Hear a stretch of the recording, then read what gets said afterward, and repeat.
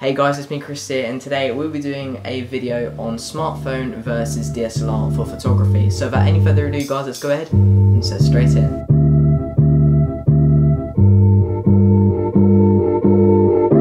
So we're joined here today with Miles from iCappies Gaming, and we're going to be answering the question whether there is a big difference between using a DSLR or a smartphone for photography. So the first thing that we want to talk about is the sensor size. Now, on a DSLR, it really depends on what kind of DSLR you go for, but you're going to get a much larger sensor. So this brings in a lot more light than a smartphone. So that's quite a big advantage of having a DSLR. So another advantage with DSLRs is that the fact that you can have interchangeable lenses. So with DSLRs you can have telephoto, macro, you can have fixed focal length. Fixed focal length. Basically you can use them for different disciplines of photography. So usually people with fixed focal lengths use them for street photography and urban photography, and then you might get people with telephotos who may be shooting landscapes and also close-ups, because you can use them for both really. And then macros is for those ultra sharp close-ups when you're maybe shooting wildlife and stuff. So yeah, that's pretty cool. Yeah, so like Miles was saying, there's lots of different lenses out there, whether you need a prime lens, telephoto, or like I said, macro lens for those really good close-ups. So when using a DSLR over a smartphone, you are going to be retaining as much of that image quality as possible. So with a smartphone, it is going to be compressing that file size, which really isn't a good thing. So another advantage of having a DSLR is that you can play around with things like exposure and shutter speed. So with exposure, you can create really long exposures and create really good like nightscape photos. And also, like, I'm thinking about going over to Tower Bridge and doing some long exposures where the car's driving past, the car lights will travel with it, and they just look really, really cool. Yeah, so like Miles was saying, there is a lot of creativity when using a DSLR. There is other settings as well, such as ISO, which is basically like the brightness of the image. Just make sure if you are going to be using a DSLR not to go too high on this, depending on what kind of DSLR you have, but you can make the image look a bit grainy. Something to take into consideration there, but there's a lot of creativity to be made really when using DSLR over a smartphone. So another thing you can play around with on your DSLR is shutter speed. So this means that maybe if you're a sports photographer, or you like going along to maybe like Tour of Britain, Tour of France, stuff like that, cycling, any sports events, you can take really, really crisp photos while the subject that you're focusing on is still moving very fast. And you can even play around and get creative, really nice arty shots when there's a bit of motion blur.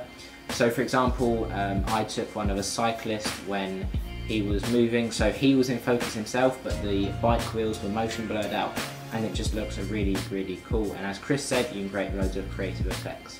So as far as the disadvantages go of using a DSLR, there's a lot of equipment when it comes to using a DSLR, such as the lenses, different cameras, you've got bags, lights, microphones if you're doing it for like video work and stuff like that, white balance cards. There's literally so much equipment.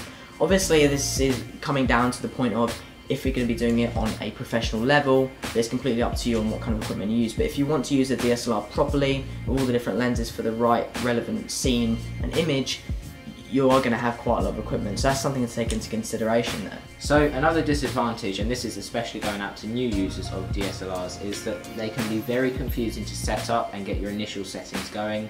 Now there are tutorials online and stuff like that, but first of all, picking up a DSLR, you think, oh yeah, I just pick it up, press the shutter, get amazing images.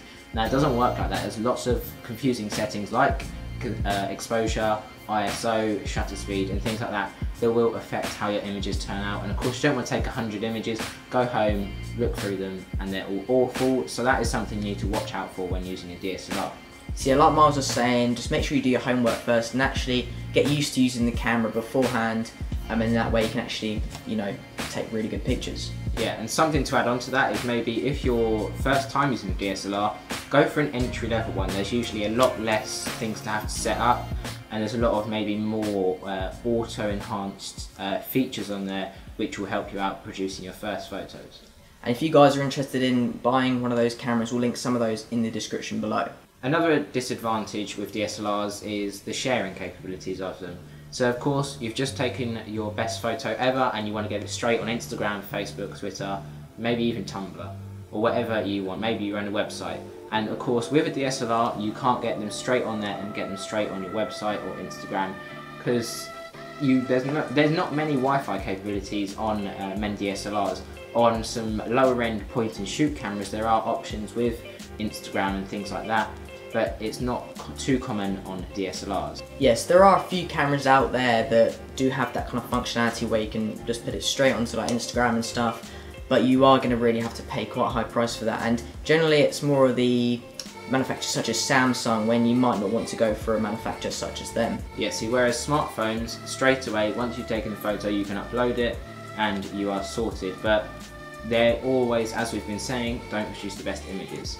So the advantage of using a smartphone over a DSLR is the fact that you can just slip it straight in your pocket and you haven't got to worry. With a DSLR, you've either got to carry a big bag like this one. We had a failed attempt a minute ago, so yeah, but yeah, basically you've got a big bag like this or you've got a neck strap, and it's just a lot more equipment to carry around. And obviously when using a smartphone you can do multiple things on it rather than having a DSLR, which is just aimed at taking pictures, which kind of suggests why it does that much better than a smartphone. So with a smartphone, they are very simple to use. So this is a slight downside because you can't change things like exposure, shutter speed, ISO, but on the other hand, you will be able to easily set up and get your shots if you're in a rush or something. For example, like on iPhones, just quickly slide up and you've got the camera open straight away and you just press the button, you've got a photo. So this disadvantage of using a smartphone over a DSLR is the fact that you can kind of change settings such as aperture, ISO, shutter speed, but it's more of a gimmick because you're going to have to use applications that kind of try to do or kind of try to change these like effects on the image. Yeah, going back to what Chris said about the apps, I feel like they don't actually change the way the camera is functioning.